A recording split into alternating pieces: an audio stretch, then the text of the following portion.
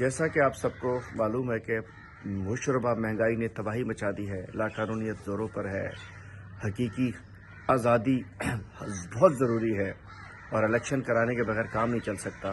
اسی حوالے سے آج ڈسٹرکٹ ملیر میں 15 نمبر سے پپری تک ایک ریلی نکالی جا رہی ہے اور اس کے بعد پپری میں ایک جلسہ عام ہے۔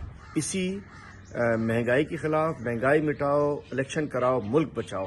تو اس کے علاوہ پارٹی کی جانب سے مختلف شہر میں مختلف جگہوں پر کیمپس بھی لگے ہوئے ہیں، ممبرشپ کیمپس۔ تو جو ہمارے آرگنائزرز کیمپس کے اندر ہیں وہ وہاں کے ممبر سازی جاری رکھیں، اور اس کے علاوہ جو ملیر کی ریلی ہے مہنگائی کے خلاف، لاقانونیت کے خلاف الیکشن کرانے کے لیے، اس میں سب کو دعوت دیتا ہوں۔